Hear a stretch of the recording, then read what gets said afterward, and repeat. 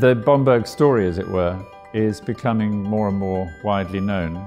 Some of the issues which are raised by Bomberg's work are very much with us today. They're very relevant, and we talk about them a lot in terms, above all, of our relationship with the natural world, which is something I think that hit him very hard when he came back from the First World War. He realized what the machine world had done and how much damage it had wreaked, and how really humanity had to renegotiate a relationship with the world out there, a world which he knew very little about because he was very much an urban boy. He'd never had any relationship with the countryside. So in a way, in the 1920s, he wanted to start all over again, actually, as an artist. Nowadays, we're confronted by endless talk about technological development, how it's going to change everything, and our relationship with nature and the world out there is something so precious and so valuable and so fundamental.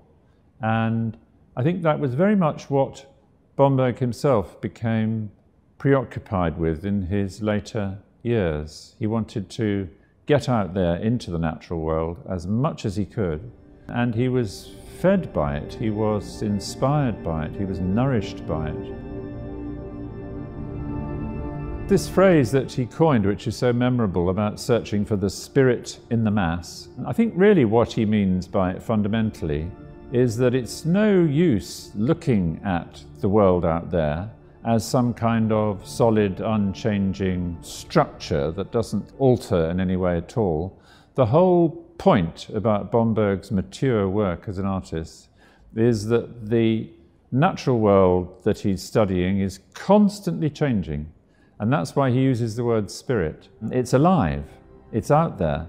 There is a spirit within the mass, as it were, which is constantly wanting to adjust, is constantly wanting to renegotiate itself, just as we as human beings have to renegotiate our relationship.